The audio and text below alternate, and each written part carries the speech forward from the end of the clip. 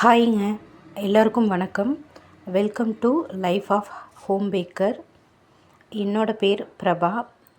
நீங்கள் இப்போ தான் என்னோடய வீடியோவை பார்க்குறீங்க அப்படின்னா, உங்களுக்கு இந்த வீடியோ பிடிச்சிருந்துச்சுன்னா சப்ஸ்கிரைப் பண்ணி சப்போர்ட் பண்ணுங்கள். இது பார்த்திங்கன்னா எங்கள் வீட்டோட கொல்லையில் நாங்கள் அவரைப்பந்தல் போட்டிருந்தோம். ஏற்கனவே ஒரு ஷார்ட்ஸில் கூட நான் உங்களுக்கு காமிச்சிருக்கேன். அங்கேருந்து நம்ம கொஞ்சமாக அவரைக்காய் பறிச்சாச்சு. இப்போ பார்த்திங்கன்னா மத்தியானம் லஞ்ச் என்ன பண்ணுறன்றது தான் உங்கள் கூட நான் ஷேர் பண்ணிக்க. இப்போ நம்ம சாப்பாட்டுக்கு ஒலை போட்டாச்சு. அரிசியும் அளந்து எடுத்துக்கலாம். எனக்கு 2 பசங்க. பெரியவன் 4th படிக்கிறான், சின்னவன் யூகேஜி. நம்ம அரிசியும் களைஞ்சி எடுத்துக்க போகிறோம். நான் அவரைக்காய் வச்சு சாம்பார் தான் செய்ய போகிறேன். அரிசியும் நல்லா நம்ம களைஞ்சி எடுத்துக்கலாம். எனக்கு பார்த்திங்கன்னா இன்றைக்கி இந்த டே கேக் ஆர்டர் எதுவும் இல்லை. சம் டேஸ் சமைக்க கூட நேரம் இல்லாத அளவுக்கு நமக்கு கேக் ஆர்டர்ஸ் இருக்கும். சம் டேஸ் நமக்கு ஆர்டர் எதுவும் இருக்காது. சில நேரத்தில் 1-2 ஆர்டர் மட்டும் இருக்கும். அந்த மாதிரி தான் போய்கிட்டுருக்கு இப்போதைக்கு. நெக்ஸ்ட்டு பார்த்திங்கன்னா சாம்பார் வைக்கிறதுக்கு பருப்பு எடுத்து களைஞ்சிக்கிறேன். அதில் பெருங்காயம், உப்பு, எண்ணெய் விட்டு நான் மூடி வச்சுக்கிறேன். அரிசியும் களைஞ்சாச்சு. ஒலை கொதித்ததுக்கப்புறம் நான் அரிசியும் போட்டுக்கிறேன். எல்லோரும் பொங்கல் வேலை செஞ்சிட்டிங்களா? எனக்கு இப்போ தான் போய்கிட்டே இருக்குது. கொஞ்சம் கொஞ்சமாக நான் செஞ்சிட்ருக்கேன். இப்போ பார்த்திங்கன்னா சாம்பாருக்கு தேவையான காய்கறிகள்லாம் கட் பண்ணுறதுக்காக எடுத்து வச்சாச்சு. ஒரு சைடு பருப்பு வெந்துட்டுருக்கு. அவரைக்காய் எல்லாத்தையும் நம்ம க்ளீன் பண்ணி எடுத்து வச்சுக்கலாம். பசங்க இருந்தாலே நம்மளால் எந்த வேலையும் முழுசாக ஃபோக்கஸ் பண்ணி செய்ய முடியாது. அதுலேயும் எனக்கு கேக் ஆர்டர் இருக்கும்போது பசங்க லீவில் வீட்டில் இருந்தாங்கன்னா சுத்தம் என்னோடய சின்ன பையன் அந்த டேபிள் மேலே ஏறி உட்காந்து ரொம்ப தொல்லை பண்ணிகிட்டே இருப்பான். நம்ம எடுக்கக்கூடாதுன்னு சொன்னாலும் எதையும் கேட்க மாட்டான். இப்போ சுண்டைக்காய் நான் தட்டி எடுத்துக்கிறேன். சில பேர் 2ஆக அரிஞ்சு சேர்த்துப்பீங்க. அந்த மாதிரி செய்யும்போது கொஞ்சம் கசப்பு இருக்கிற மாதிரி இருக்கும். லைட்டாக ஒரு ப்ரெஸ் மட்டும் பண்ணிங்கன்னா 2ஆக உடையும். அது அப்படி சேர்க்கும்போது சாம்பார் ரொம்ப நல்லா டேஸ்ட்டாக இருக்கும். கசப்பு எதுவுமே இருக்காது. நம்ம சுண்டைக்காய் அடிக்கடி சேர்த்துக்கணும். உடம்புக்கு ரொம்ப நல்லது. இப்போ சுண்டைக்காயும் தட்டி நான் காய்கறிகள்லாம் அரிஞ்சு வச்சுருக்கேன். எல்லாமே சேர்த்துக்க போகிறோம். பொங்கல் வேலையில் பார்த்திங்கன்னா நான் கிச்சன், ஹாலு, அப்புறம் எங்கள் ரூம் இது எல்லாமே நான் சுத்தம் பண்ணிட்டேன். எங்கள் வீடு கொஞ்சம் பெரிய வீடு தான். ஒரு பார்ட்டாக தான் நான் க்ளீன் பண்ணிகிட்ருக்கேன். என் ஹஸ்பண்டோடு சேர்ந்து தான் க்ளீன் பண்ணுற மாதிரி இருக்கும். அவங்க தான் எனக்கு க்ளீன் பண்ணி கொடுப்பாங்க. இப்போ பார்த்திங்கன்னா சாதமும் வெந்துருச்சு. அதையும் நான் வடித்து எடுத்துக்க போகிறேன். என்னோடய பேக்கிங் ரூம் இன்னும் நான் க்ளீன் பண்ணாமல் தான் வச்சுருக்கேன். பேக்கிங் ரூம் க்ளீன் பண்ணும்போது நான் உங்களுக்கு ஷார்ட்ஸாக எடுத்து போடுறேன். சப்போஸ் பேக்கிங் ரூம் எப்படி நான் அரேஞ்ச் பண்ணி வச்சுருக்கேன்னு பார்க்கணுன்னு ஆசைப்பட்டிங்கன்னா கமெண்ட்ஸில் சொல்லுங்கள். கண்டிப்பாக அதையும் நான் ஒரு வீடியோவாக போடுறேன். சாம்பாருக்கு 10லேருந்து 15 சின்ன வெங்காயம் அரிஞ்சு காய்கறிகள் எல்லாமே சேர்த்து நான் வேக வச்சுக்க போகிறேன். சின்ன வெங்காயம் சேர்த்து சாம்பார் செய்யும்போது ரொம்பவே நல்லாயிருக்கும்.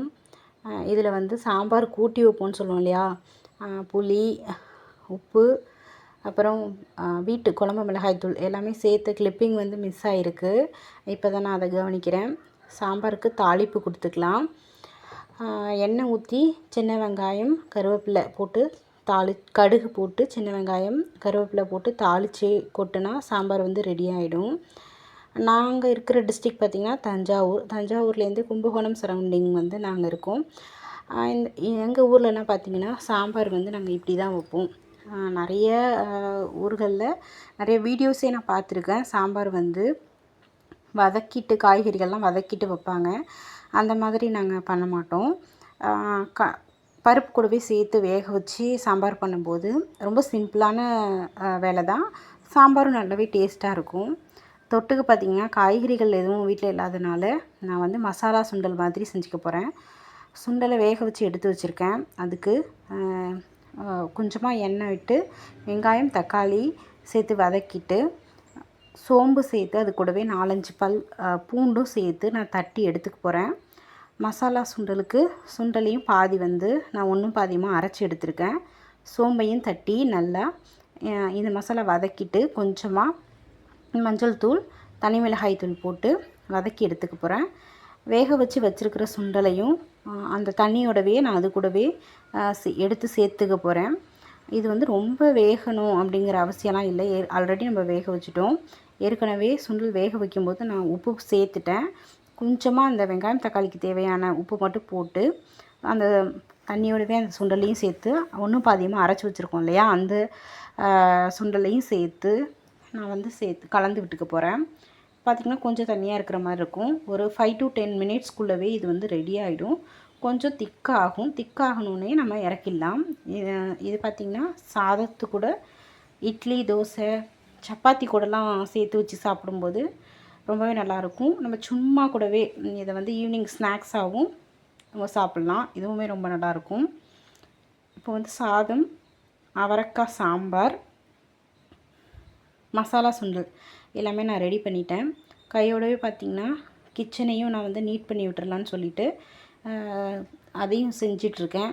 அப்படியே போட்டுட்டோன்னா நமக்கு அப்புறமா அலுப்பாயிடும். அப்புறம் சாயங்காலம் வந்து எனக்கு பசங்கள் வந்துடுவாங்க.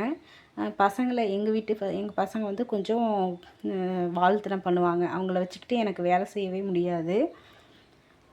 அதனால் நான் இப்போவே சேர்த்து கிச்சனையும் நீட் பண்ணி விட்டுக்கிறேன். ஃபுல்லாக கவுண்டர் டாப் எல்லாத்தையும் நான் தொடச்சி விட்டுக்கிறேன். இப்படி தான் என்னோடய கிச்சனை வந்து நான் அரேஞ்ச் பண்ணி வச்சுருக்கேன். என்னோடய கிச்சன் வந்து கொஞ்சம் ரொம்பவே பெரிய கிச்சன். எப்படி இருக்குன்னு கமெண்ட்ஸில் சொல்லுங்கள். அப்புறம் ரூம் வந்து கொஞ்சம் க்ளீன் பண்ணாமல் இருந்தது. அதையும் நான் வந்து க்ளீன் பண்ணிக்க போகிறேன். தலகாணி உரையெல்லாம் துவைச்சி போட்டிருந்தேன். அதையும் எடுத்து போட போகிறேன் தலகாணியில். என் ஹஸ்பண்டுக்கு வந்து சொந்தமாக மரப்பட்டறை வச்சுருக்கோன்னு சொன்னேன் இல்லையா, பக்கத்தில் தான். மதியானம் வந்து சாப்பிட வருவாங்க. சாப்பிட கொஞ்சம் நேரம் ரெஸ்ட் எடுக்கணுங்கிறதுக்காக கட்டிலையும் வந்து நான் நீட் பண்ணி விட்டுக்க போகிறேன். துணியெல்லாம் எடுத்து காய வச்சுட்டேன். பார்த்திங்கன்னா எங்கள்கிட்ட பெட் இருக்குது. சம் பர்சனல் ரீசன்ஸ்க்காக ஹெல்த் இஷ்யூஸ் இருக்கிறனால நாங்கள் வந்து பெட்டை வந்து வெளியில் வச்சுருக்கோம். வெறும் கட்டிலில் தான் யூஸ் பண்ணுறோம். ரூமையும் வந்து நான் கூட்டிக்க போகிறேன். இதுதான் என்னோடய ஃபேஸ் காட்டி போடுற ஃபஸ்ட்டு லாங் வீடியோ. இது தான் நான் 1 வருஷத்துக்கு முன்னாடி யூடியூப் சேனல் ஸ்டார்ட் பண்ணிட்டேன். ஆனால் அப்போல்லாம் ஃபேஸ் காட்டி போட எனக்கு தைரியம் இல்லை. இப்போது தான் நான் ஃபேஸ் காட்டி போடலான்னு சொல்லி போட்டிருக்கேன். இந்த வீடியோஸ் வந்து உங்களுக்கு பிடிச்சிருந்துச்சா எனக்கு ஒரு லைக் கொடுத்துக்கோங்க. என்ன மாதிரி யூடியூபர்ஸ்க்கும் நீங்கள் சப்போர்ட் பண்ணுங்கள். ப்ளீஸ் சப்ஸ்கிரைப் பண்ணுங்கள். என்னோடய ரூமையும் நான் எப்படி நீட்டாக அரேஞ்ச் பண்ணியிருக்கேன்னு கமெண்ட்ஸில் சொல்லுங்கள். Thank you friends.